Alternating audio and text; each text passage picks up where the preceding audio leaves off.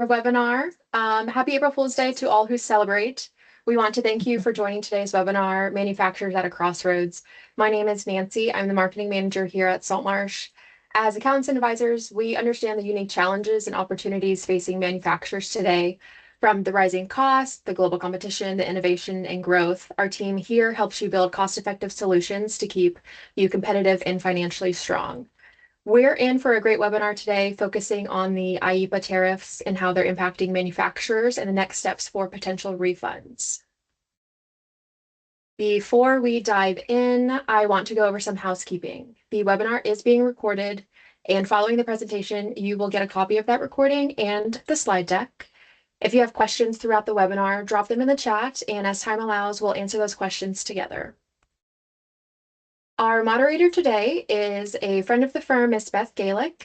Beth is the president of the Bay Area Manufacturers Association.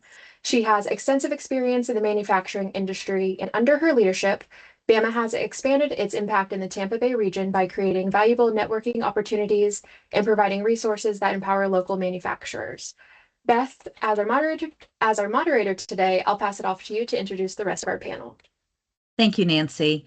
And thank you to Saltmarsh for assisting and coordinating this session today. So very informative. So thank you for the entire team at Saltmarsh for working on this with us. Today's discussion is really designed to cut through the noise and provide practical insight. Our panel brings together legal, operational, and industry perspectives to help you better understand where things stand, what risks and opportunities may exist, and what steps you can take to protect and position your business moving forward. So today we are accompanied by a panel of experts. So thank you to our panel for taking the time today to provide your expertise and information to our group. Our first panelist is Ann Shippard. Ann is an international trade and customs attorney with over 15 years of experience advising domestic and multinational companies, and her work focuses on compliance, enforcement, sanctions, and supply chain strategy, helping clients navigate the complexities of global trade regulations. So welcome, Ann. Our next panelist is Roy Kirchner, CEO of Ultimate 3D Printing. Roy is a seasoned entrepreneur and business strategist with more than 20 years of experience across advanced manufacturing, sales, and emerging technologies. He's the founder of Ultimate 3D Printing, and he brings a forward-looking perspective on how manufacturers can adapt to shifting trade and technology landscapes. He also serves on the BAMA Board of Directors, so welcome, Roy. And our third panelist is Glenn Gedd. Glenn specializes in complex litigation, including customs and trade law, product liability, and multi-district cases. He's licensed in multiple federal and state courts, including the U.S. Court of International Trade, and he brings deep experience navigating high-stakes legal and regulatory matters impacting manufacturers and importers. So today, let's start off. Glenn, if you would just please give us a quick update to start off today's session. Of course, and thank you, Beth. Thank you to BAMA, Saltmarsh, Roy, and Ann for being here as well. As Beth mentioned, my name is Glenn Gedd, and I'm an attorney at Levin Papantonio. I'm going to start by giving you all a brief update on kind of where the space is at now, where we're heading, and then Ann's going to take it off from there. So on May 5th of 2026, so of this year, the United States Court of International Trade issued a ruling directing customs to liquidate all unliquidated entries and supply the refunds thereafter.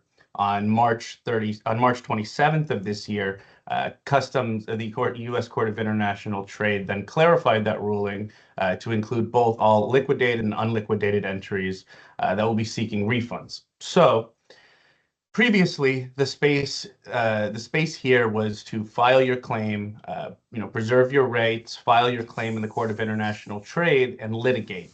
So you would need an attorney to do that. Now, that is still the case, but Judge Eaton in the Court of International Trade has been pushing a platform called the Consolidated Administration and Processing of Entries, CAPE, and that is embedded in the automated customs environment, ACE, that is existing right now. And there is substantial work done on that, and Ann's going to get into the specifics. of that. I do want to add that the government does have until May 4th of this year to appeal the Court of International Trade decision stating that the government has to liquidate all the entries and then unliquidate and refund those that were subject to the IEEPA tariffs. Now, right now, this just focuses on the IEEPA tariffs. There may be future refunds, maybe litigation in the future for the other tariffs, but right now we're focused on the IEEPA tariffs.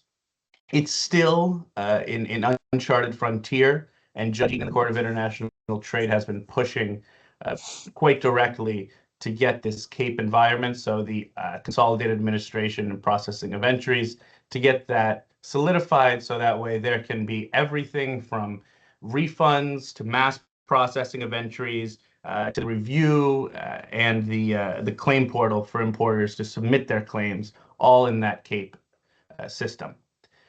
Now, we're also seeing there is some other emerging litigation, for example, with FedEx. On March 10th of this year, there was what's called a Judicial Panel for Multi-District Litigation petition to that JPML to include the FedEx litigation, saying that FedEx had imposed fees associated with the tariffs even after the Supreme Court said that the tariffs were unconstitutional. Now, that is evolving still. So there's a petition into that JPML, the Judicial Panel for Multi-District Litigation, but we're still monitoring the updates on that.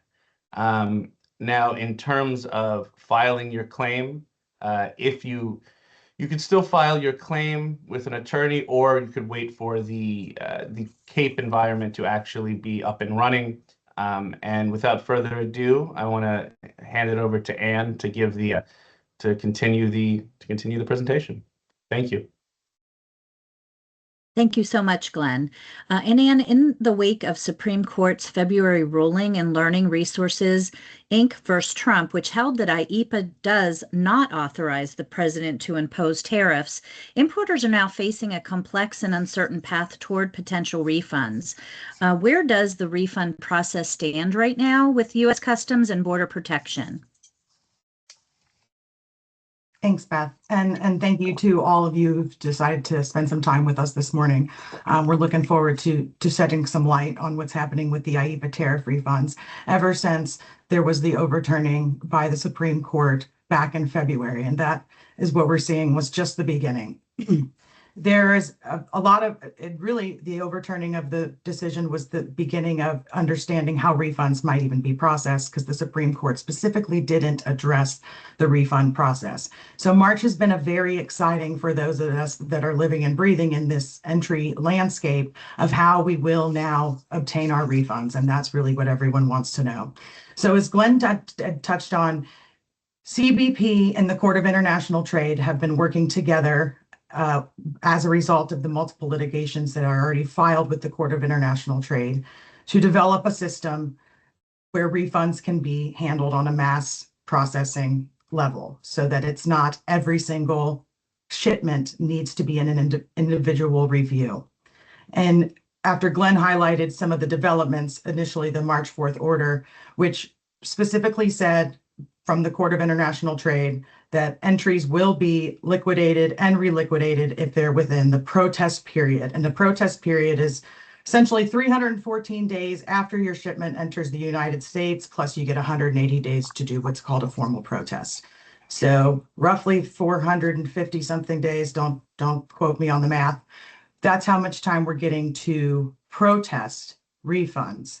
And the interesting development after Glenn has highlighted the initial CAPE system, yesterday the court or CBP actually came out and said, we will look at entries outside of that protest period, but only if you haven't filed a protest yet. So that actually just came out yesterday from the Court of International Trade and CBP. So there still is a lot of uncertainty, if that's helpful, as to the path to refunds, whether it's a combination hybrid of administrative process through this CAPE platform already in the system, in addition to litigation. And the reason we're thinking about that is several reasons. What can CBP do to stall this process. As Glenn mentioned, Customs has up until May 4th to appeal these decisions by the Court of International Trade in the other litigations. There's also a slow operational rollout of these refund capabilities that are going to further extend timeframes so that we will maybe run afoul of that 450 something day period where we need to have something filed with Customs to obtain our refund. So with the uncertainty of the rollout of this process, we could run afoul of these, what's called a statute of limitations for which we can seek the refunds. So there is likelihood that a hybrid approach to both litigation and administrative remedy is going to be required here. Thank you, Anne. And for the importers joining us today, what concrete steps should they be taking right now to protect their interests and best position themselves to pursue the refunds? Great, thanks. So one thing we do know that the very first thing every importer on this call can do today, if you have not already done so, is file for what's called an ACE account. That's the Automated Commercial Environment, and that's the electronic platform on which importers and customs brokers liaison with CBP. And what the instruction is you will only receive a refund if you are authorized in ACE to receive a refund. Up until February of this year, that's for decades, Customs has been issuing paper check refunds. And as of February this year, they will no longer issue any type of refund without this electronic capability. So the number one thing, if you have not done that yet, is file for an ACE account today. The next step, and quite in tandem, needs to be a full audit of your entry information. If you want to get a refund from CBP on your IEEPA tariffs, you will need to have every entry that you've submitted for each shipment on an itemized list. And Customs has been very purposive in their language when they discuss how they will issue these refunds, and they're going to what's called reliquidate the refund, the entry, which intensively means they will look at every bit of your data that you've been submitting to Customs.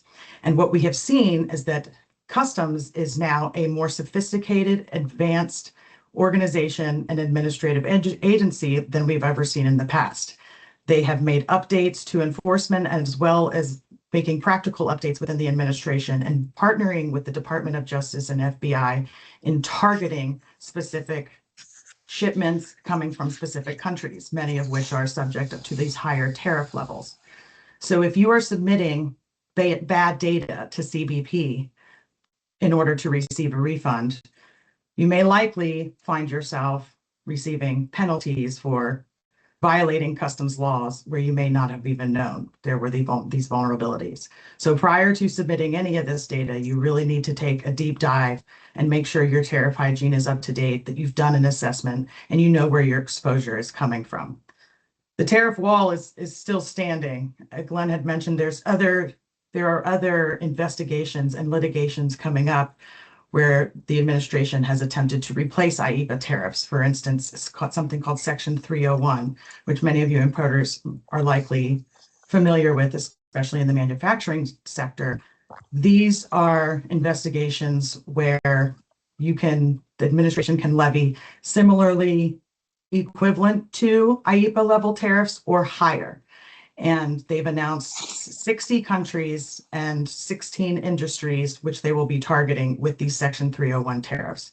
We've also heard about the new Section 122 tariffs that have 150 days before they have to be voted on by Congress. So this is in addition to and outside of IEEPA tariffs, but the tariff landscape is just constantly changing. So having that data and having a good handle on that data is incredibly important right now. And there was a question in the chat. Is there a template or format to submit the data? Great question. So I say the trade industry have not had clear guidance on the exact data elements, but we do have a very good idea of what will be required, and that is entry numbers, bank information, exactly what tariff number was used for your IEEPA tariffs. Those that are importing understand that there are multiple different 9907 numbers that will designate your tariff rate. And so that will all have to be identified on what's going to, it's a CSV file. You'll be making an Excel spreadsheet of all these data elements. You likely have to indicate the country of origin, the value, the other tariff amounts you may have paid. We also have the Section 232 and the Section 301 tariffs, in addition to existing ad valorem tariffs, which we'll touch on in a little bit. But those data elements we are very sure will be under consideration. And when CBP does reliquidate these entries, they'll have the opportunity to request all the documentation backing up your transactions as well.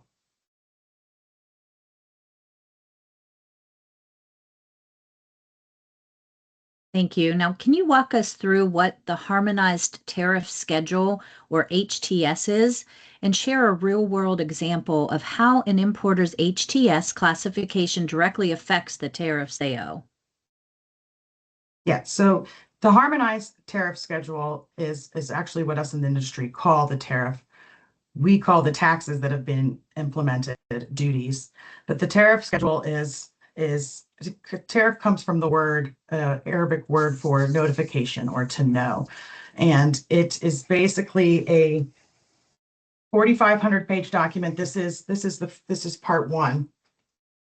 It's 4,500 pages, and it's a listing of all of these individual numerical identifiers. So in those 4,500 pages, there are over 17,000 unique HTS codes. That's the numbers all the way on your left-hand column, and over 3 million unique duty rates within this tariff code. So this is how you classify your item. And if you look down closer to the bottom of the screen on this screenshot, you'll see a line item for Venetian blinds and parts thereof. We all have blinds. So this is where you will classify your item based on a description of your item. And on the right-hand side, you'll see your column of your duty rate. Special rate is for free trade agreements, but the general rate is what you typically pay for duty. So these are ad valorem duty rates listed in our tariff schedule. So these are IEEPA tariffs, and the other Section 232 and 301s are on top of the duty rates listed here in the tariff. So making sure you have the correct tariff number or correct classification will be part of the exercise when we're submitting for refunds. So knowing your impact and making sure your classifications are correct is imperative. And I would say 60, and maybe I'm being generous, 60% of the tariff classifications or entry summaries that I see are 100% accurate. So it's very important to make sure prior submitting you have these classifications correct. And from a small business perspective, small business owners and small business operators are the ones that have borne the largest part of this burden. In 2023, over $863 billion of imports were imported by small businesses, and they import over 88% of our annual imports into the US. So those are the companies most impacted. And those are often the companies that don't have the compliance departments to make sure and review this information on an annual basis. And oftentimes, what we're finding is some of this data has been in databases or been utilized for several years, if not decades. And so it's important to find those discrepancies prior to submitting your data for a refund to CBP. Thank you, Anne. Looking at growth opportunities with new products, would you advise to wait, try, and source US-based, or just premium price new products to account for tariffs?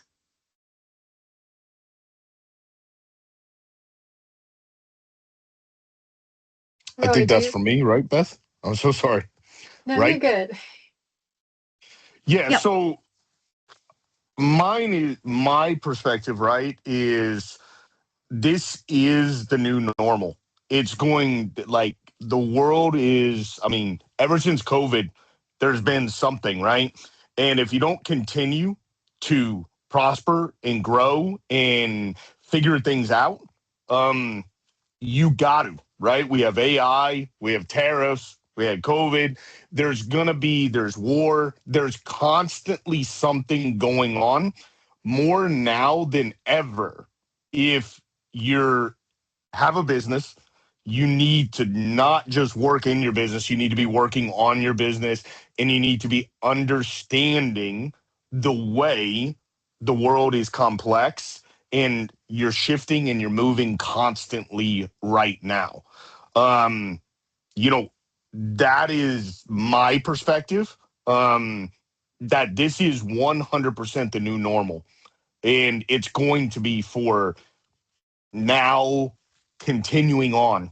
And we've done plenty of panels, we've done plenty of discussions, and I think that's the biggest thing a business owner needs to understand is right now we're gonna be thrown multiple things always that are coming into our businesses and coming into the way we're doing business.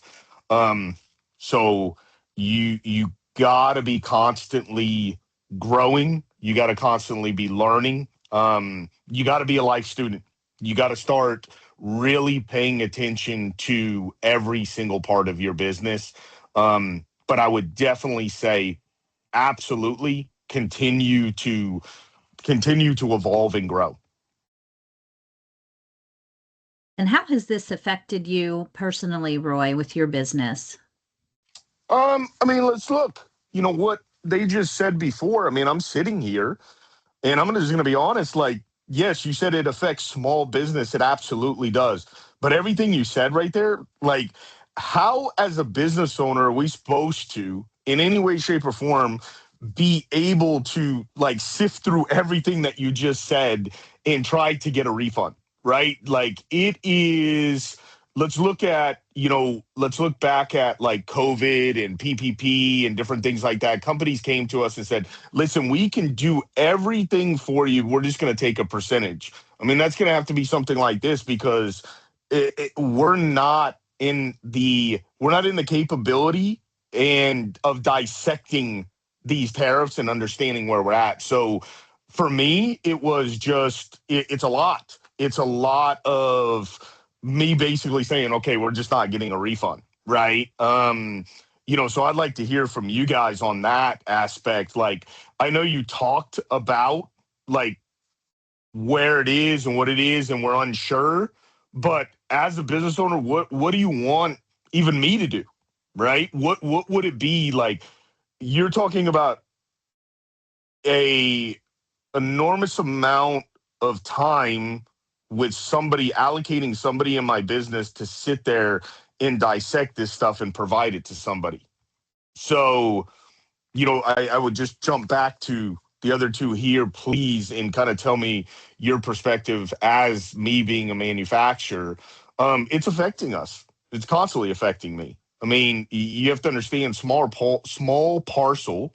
So that's UPS, FedEx, DHL. We're not even realizing what our tariff rate is and what we're going to end up paying till a product comes in from Italy, right? I just had a product come in from Italy.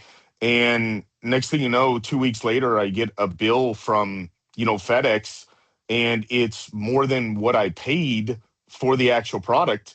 And at that point in time, one, I owe the money to FedEx, and two, I've got to realign my pricing to the end consumer or to my customers that are buying it from me. I've got to raise it so that I don't lose money. So it's just navigating this. It's not new. It's just constantly evolving and changing the way we're doing business. But what I bring in is something that other people bring in. So if they don't change their price, right, and I changed mine and mine's more expensive than theirs, but they had more stock and they haven't hit the tariff rate, then they're going to sell theirs. Nobody's going to buy mine because it's more expensive. So it's the way, again, it's the way we're doing business now. You just got to constantly maneuver and change and do the best that you can absolutely do. Glenn, do you want? Go ahead, Ann. Go ahead, Glenn. And I would say to that, when you said, what do we do? Initially, the route was to go litigation, and because there was no remedy set up. You know, as Ann mentioned, when the initial Supreme Court decision came out in February of this year, it did not address at all what they were going to do with the refunds themselves. And then Judge Eaton from the Court of International Trade has since kind of taken that over. Now, with FedEx specifically, there are inquiries and there is an investigation into setting up a multi-district litigation for those tariff rates that were charged to the consumers after the February Supreme Court decision saying that the IEEPA tariffs were unlawful. But in terms of what to do now, I would say, and Ann mentioned this in depth earlier, set up your account on the automated customs environment, enroll your bank account in the automated customs environment, because as Ann said, any potential refund would come through ACH. And that's just kind of a preliminary setup before you even get into the nuts and bolts of the refund. And then I would suggest, speaking with a customs broker to see kind of where we're at with the automated customs environment. Now, we're for the first step for those liquidated claims. It's about roughly 65 to 80% complete now. Customs and Border Protection says they'll have their system complete by the end of the deadline at the end of April. Whether that's the case or not remains to be seen. But I'll kick this over to Ann for kind of the nuts and bolts of where to go from there. But definitely chat with your customs broker and gather all the paperwork so that way either an attorney or a broker is able to go through the paperwork, even if, like you said, time is money. So if you're allocating one person, one or two people at your company full-time reviewing tariff paperwork, it's taking them away from their day-to-day jobs. And not only is that happening, right, but we're not going to get reimbursed for that either, right? Like, there's no thing saying, I mean, reimbursed for the customs broker or attorney, are you saying? No, I'm talking about reimbursed for our people that are doing this inside our company. So right now we could sit here. I mean, I'm just, again, having a conversation, but right now we could sit here and do all this work and then not get a refund. Is that correct? I mean, look, nothing's guaranteed. Okay. But it's definitely, I'd say your odds at getting, if you have paid the IEEPA tariffs, and if it fits within the liquidated and unliquidated, I'd say your odds are fairly high at getting a refund, and can bounce off this as well. Yeah, the part of with every importer, since you are using a customs broker of some type, whether it's with your small package carrier or for larger container or air freight loads, a critical part of this process will be getting very close with whoever is handling your customs business and your entries, and centralizing those operations is something that everyone can do. And that's important because, as you've hinted at, there's going to be disputes between carriers and importers as to whom submitted false or incorrect data and why and when. So the vendor disputes amongst parties involved are already on the horizon, and they're increasing. And so that's in addition to vendors that want, now that you're receiving your refund, they're going to have their hands out for their refund as well, if you've passed those on to your buyers here in the US or otherwise. In addition to getting that ACE portal, what that gives you is a visibility, and brokers are handling this right now. They're centralizing it so that you have full visibility to every entry you have when you have that ACE account. Without that, you are having to go to all your individual carriers or customs brokers to try to get that information. So we have a saying in this business: you can date your freight forwarder, but you have to marry your customs broker. And this is a reason, this scenario right now, what we're experiencing is evidence of why that's critical. And using compliance as a strategic advantage, as though it might not seem like a great opportunity for resources. As you mentioned, Roy, this is the environment we're going to be in for a while. As I said, the tariff is still standing.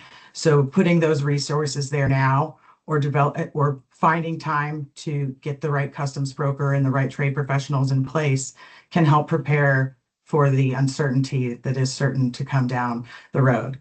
And I am no fun at parties anymore. No one likes to hear what I have to say. So I empathize with what, businesses are going through right now. Okay.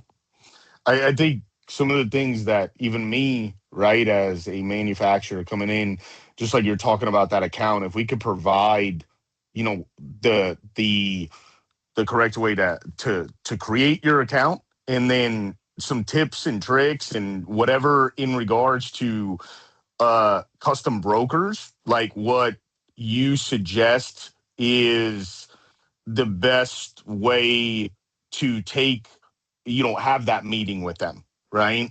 The things the big topics that need to be brought up. So I think that would be great if you guys could kind of put some of that stuff together, even for me. You got it. There's a question from the chat related to brokers. So I'll just read it word for word. We often find errors by brokers on section 232, underpaid or overpaid, and or other errors like COO, HTS, etc. What is your recommendation to correct these errors? Do you recommend filing PSC as soon as possible or filing in batches?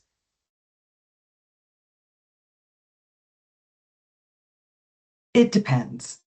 And I know that's a tough response, but your exposure is something you have to map on a case-by-case basis. But submitting what's called a prior disclosure, which you may have, based on your question, you may have opportunities to do that, to disclose to CBP prior to them discovering the error, where you have incorrect information. And CBP is traditionally responds very positively to disclosing something of a clerical error or broker error. And so disclosing that information, again, prior to filing for any protests or IEEPA refunds, is an important step in this process. I have had some experiences where if you don't have access to the data, or the data seems to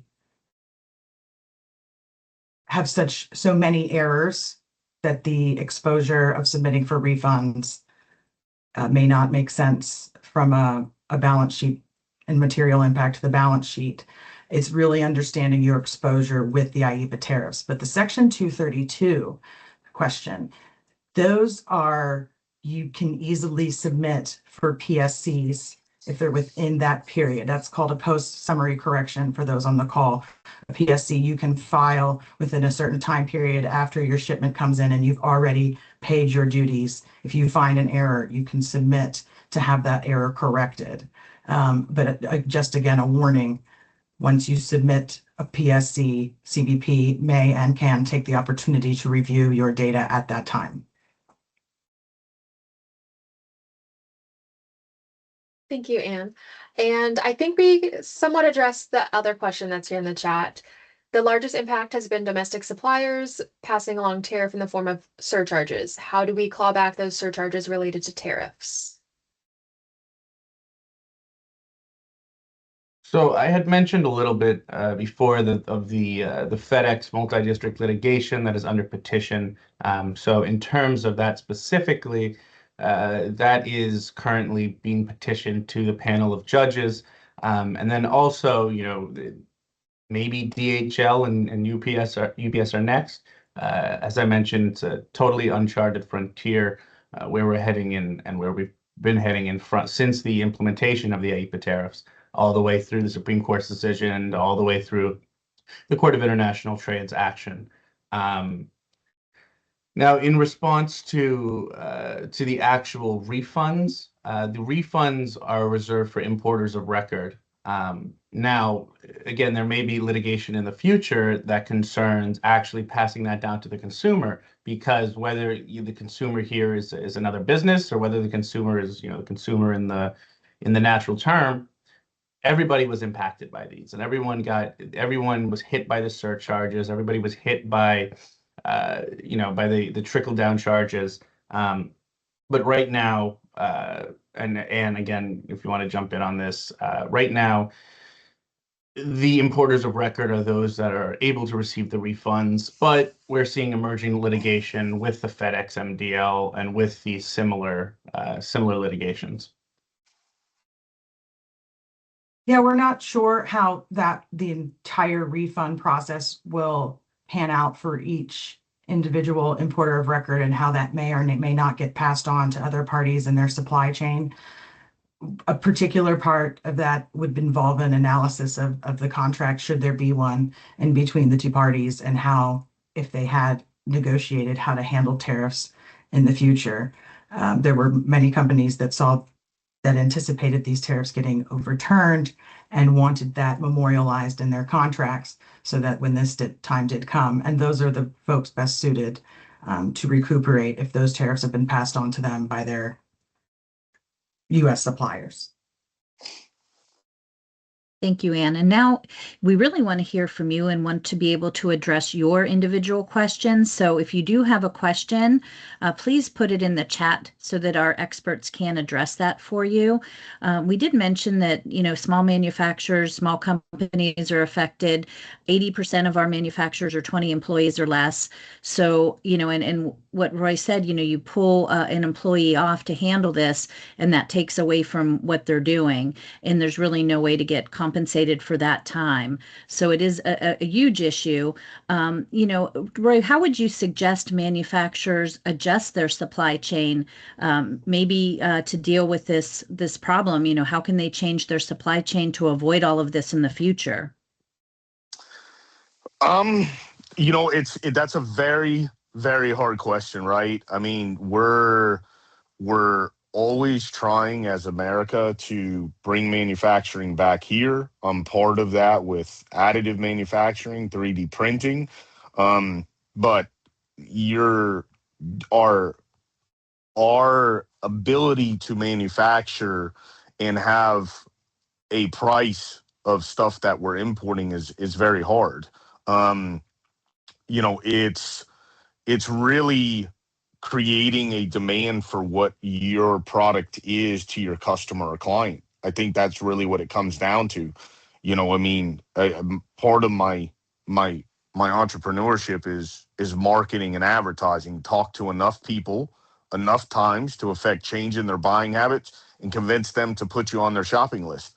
The bottom line is people are still going to buy. People are always going to buy. People are always going to do business with somebody. It's making sure that you're on their shopping list and making sure that what you're doing as a business is capable of withstanding everything that is being thrown at us between COVID, wars, tariffs, things like that. It's really making sure that the business that you have, it's in demand. What you're manufacturing, what you're selling, what you're putting together. So I mean, it comes down to that. Just like you said, Beth, some of our small manufacturers out there, they don't have the time, effort, consideration to take somebody within the organization and have all this complexity, right? They don't even have time to work on their business. They're working in their business. And that's a horrible thing. That's why we have BAMA. That's why we have this, is because if you're working in your business and not on your business, at least be part of BAMA and start coming to some of the knowledge things, just like this webinar, things like this, so that you can talk to other manufacturers. We can work together as a team to help each other. That's really what it comes down to. But some of this is very hard and frustrating for me and other manufacturers, for sure, because there's so much unknown in all the hoops and things that we're going to need to go through to just try to get a refund is very hard. And there's, like Beth said, I mean, I feel for everybody. There's not enough time in a day already. And then we're trying to jump through these. So like I said, it's us working together as manufacturers, helping each other.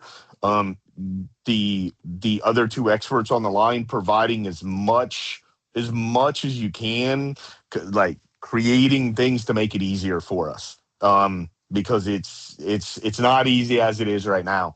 But the more that we can get webinars like this, the more that we can get things that can kind of walk us through and help us, is the best. And just go ahead, to Glenn. add real quickly, something I always like to remind my clients, we're on the same team. We're on the same team here. We want to do everything that we can to get you the most that we can.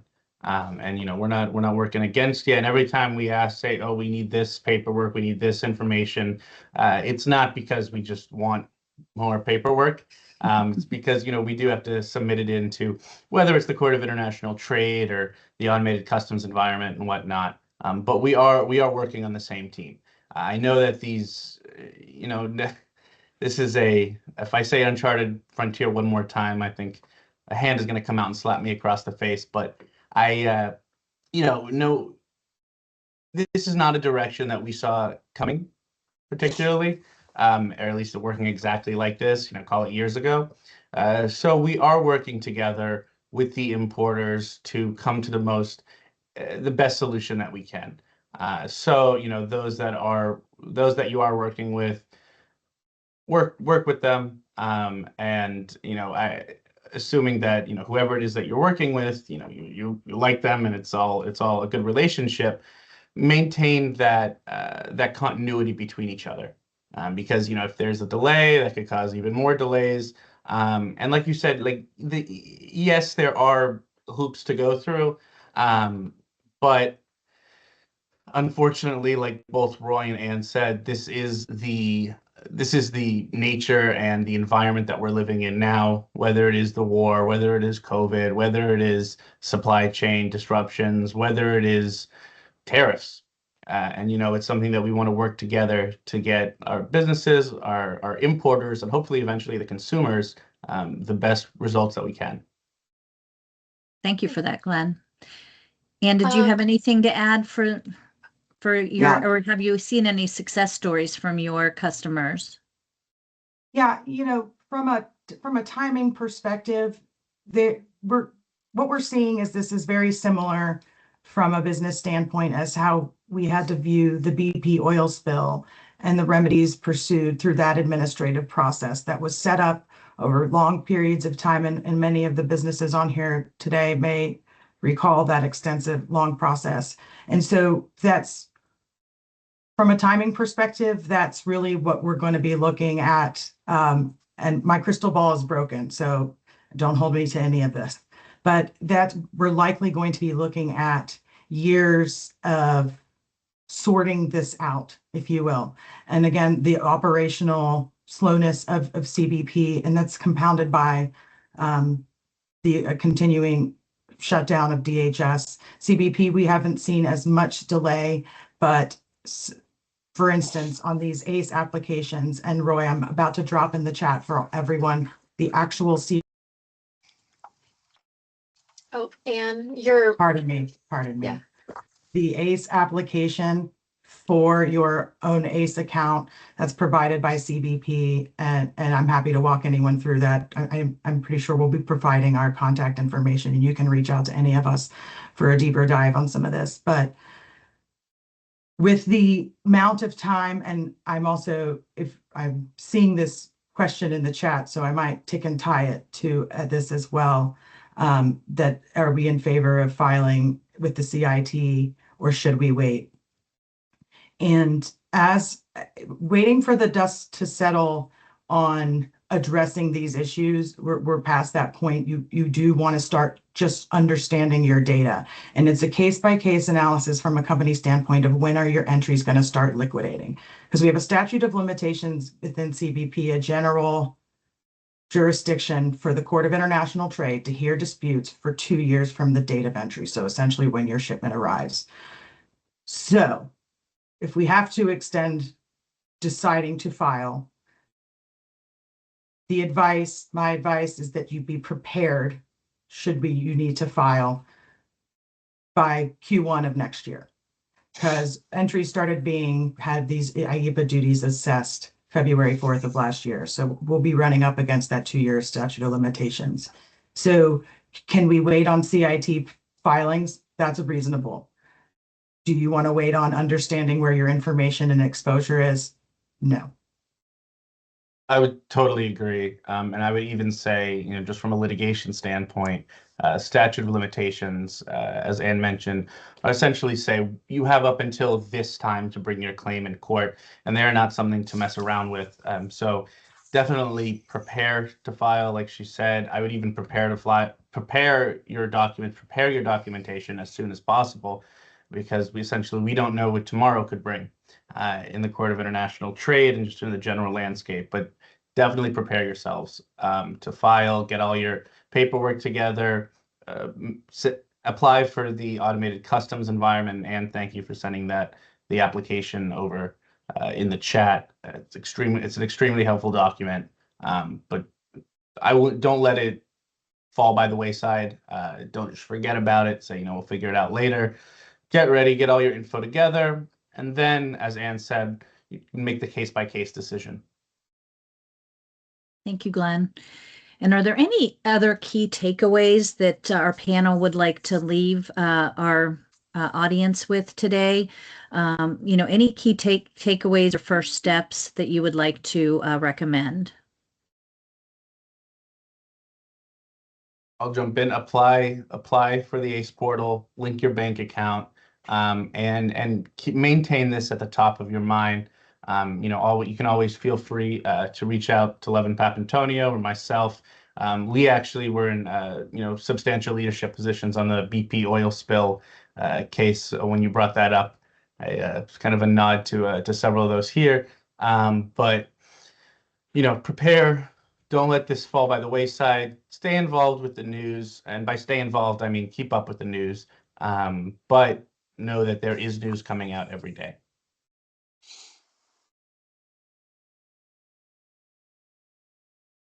Yeah, Sorry. Go ahead, Ann.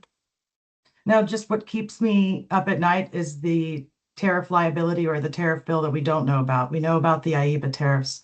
It's the one we don't know about. So that auditing and understanding your timelines and your exposure is incredibly important. Yeah, I think, as even Beth can say, I'm part of BAMA. She is. I mean, we'll continue to update everybody on this call or everybody that's part of this. I mean, that's what BAMA is here for, is to help and try to do as much as we can for all the manufacturers. Yes, reach out to us at any time as well.